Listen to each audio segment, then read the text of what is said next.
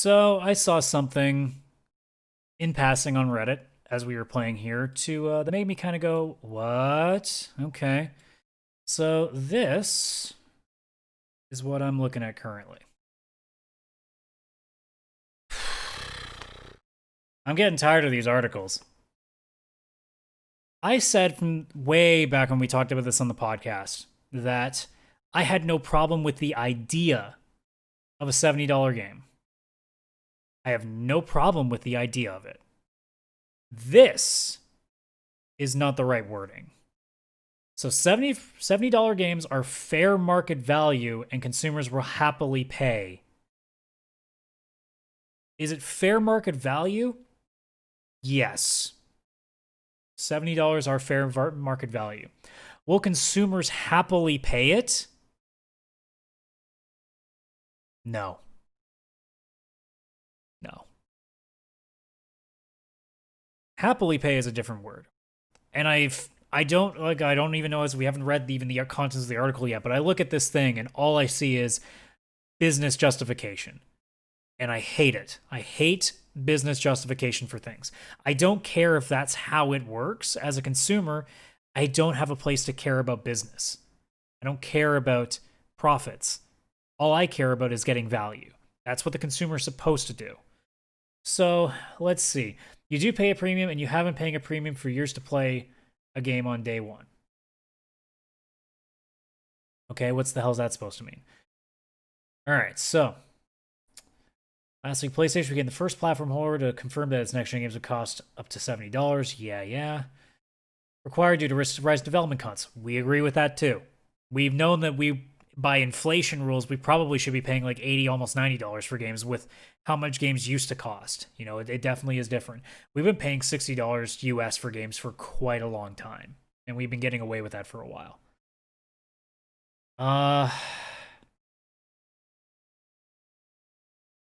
Oh, so what they're saying is, however, this person's saying that the argument of it being required due to development costs actually is more because of market demand?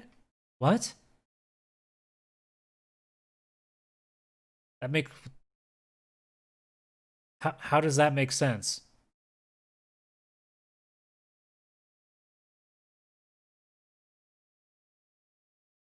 If your argument is market demand, like just say it point blank. Games are more popular than they've ever been and people want to make more money. That's all you got to say, because that's what we know it is. It's people at high ranking positions making way too much fucking money for what they do, and they see that gaming is more popular than ever. They're making record profits, most of these companies, and still firing people. All they want is to make more money. That's all it is. The rise in costs can be justified with various reasons, but at the end of the day, it just comes down to we want to make more money. That's all it is. Don't kid yourself. Let's see. I think one of the good things about where the industry is today is that there are more options than ever for people that are on the lower end of the scale in terms of what they have available to spend, especially with subscription services where you can get a huge variety for very little cost. What does that have to do with $70 games, though? What does that have to do with the other? Like, yeah, like Xbox Game Pass is a great deal. PS Now, somewhere down the road, hopefully is a good deal too. The PlayStation Plus collection is actually a pretty sweet deal if you've never played on a PlayStation 4. If you get into a PS5 and all of a sudden you have all these games to go through, that's a sweet deal. But what does something like Xbox Game Pass have to do with a increase in the price of a new game? Unless what is actually happening is they're charging more for games so that for the people that don't use subscription services, they make a little bit more off the top. Because then that would also make sense. That would also make sense.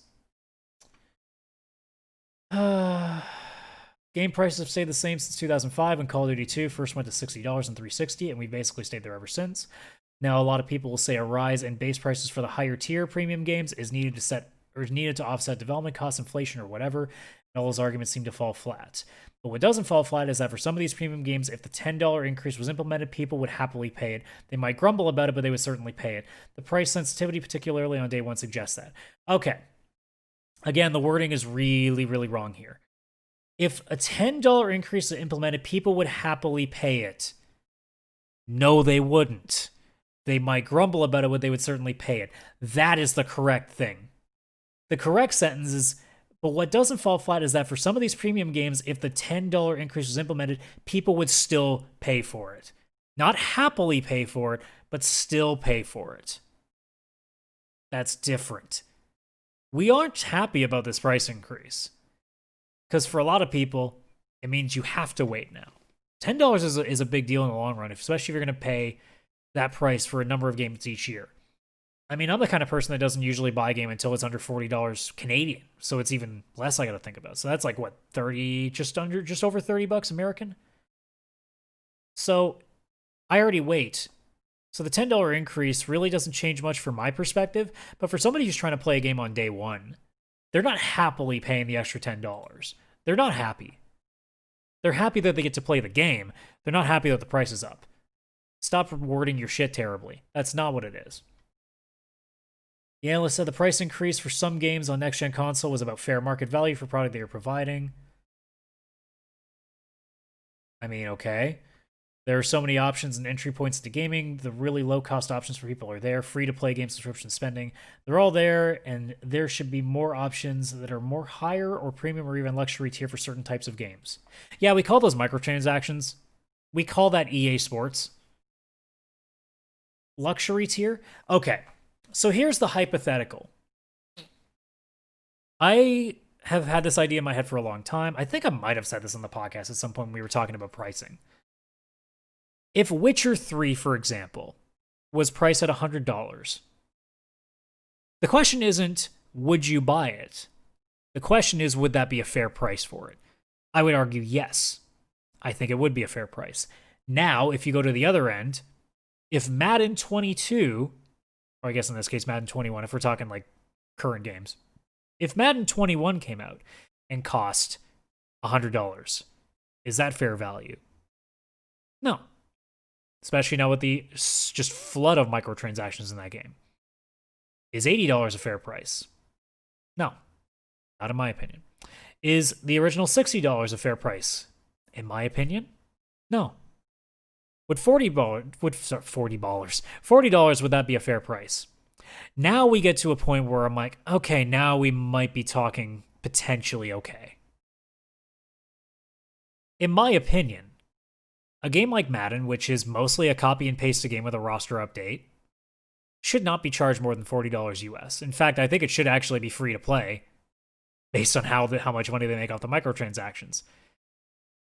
It should just be you buy Madden, and then for the next how many years until they make an actual substantial upgrade, you buy it, and you have it for the next few years, and roster updates are free, and if they want to charge for Ultimate Team, fine. I wish they would, reduce the prices of these useless packs.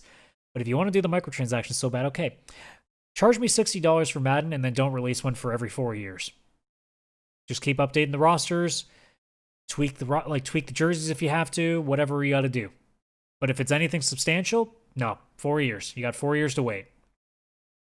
Just keep the servers going. Luxury tier really does belong to very, very small amounts of games. And as far as I'm concerned, I don't think I want to even unlock that. I don't want to bring that possibility in because the chances that that's done well and done fairly to consumers is next to none. Not in this age anymore. Maybe 20 years ago, maybe 10 years ago, that's probably the point where it gets a little bit iffy. But in 2020, no, not a chance. For every one game, like say a Cyberpunk, if it was considered luxury tier, there'd be so many other games that don't deserve to be in that tier, and they would price it high as fuck for that shit. I mean, it already technically is. Any sports game is basically that now. A lot of, well, hell, even free-to-play games in some way are designed to end up in the end being luxury tier instead of, when you talk about how much money is being spent by players who play these games. So I don't know. The argument here is really opening up a can of worms that currently any gamer that's paying attention knows is not a good idea because companies are not being trustworthy right now. You can always bring prices down, but it's important to get adequate return for the investment. I know a lot of people are going to get mad about it, but the games can be worth more than they're currently being priced at. Another one. Actually, I don't even have to go that far. You can always bring prices down. They will never bring prices down. Ever. They never will. Not a fucking chance. No way. You really think that Call of Duty is somehow going to be $40? That Madden will be $40? No. Never. For God's sakes, Nintendo has games that are multiple years old that they still charge full price, and a sale price is like $10 off. Some companies do not like taking the prices off. They want to make as much money as they can. That's why I'm pretty sure Sony is doing the $70 not because of development costs, but because they want to make more money. Especially now that they have a digital console. Let's not kid ourselves. That's more money in their pocket. That's another $10 in their pocket. That's why it is. It's just greed. It's what capitalism is. We know. We're not stupid. We know. We accept it because we don't have a choice. We can wait. But we all said that people would wait for Madden or not buy Madden because it was going to be crap, or NBA 2K21, and people still bought it. Doesn't matter. Enough people are that silly. Enough people are that stupid. Enough, like, not with no forbearance at all. They'll still buy these games. It's just how it is. So they'll raise the price because they know enough suckers will deal with it. And then people like me, who try to wait, it's probably going to have to wait a little bit longer now. But it is what it is. I can handle it. Not everybody can. We'll have to see how people respond, he says. If nobody buys the $70 games, then that will change real quick. We all know that it will not change. Even if it doesn't do well to start, they will keep going. That's just how it is. Yeah, he has a feeling they're going to sell pretty well. No shit. No shit. Do you really think that when Spider-Man Miles Morales comes out, or Demon's Souls Remake comes out, or whatever game is getting launched, do you really think that because of a $10 increase, that a substantial, and I'm not talking like 5-10%, I'm talking like over a quarter, do you really think that larger percentage is just suddenly going to be like, no, I don't want to buy it anymore? There will be a small amount, don't get me wrong, because more people are getting responsible, more people are seeing through the bullshit, but the hype train of gamers that will always buy this shit on launch, $10 means nothing to them. All they want is the hyped up game they've been begging for. Going back to what we were talking about earlier on the stream, Fallout New Vegas. Do you really think Fallout New Vegas 2, if it came out, there are Fallout fans that would be like, $10 increase?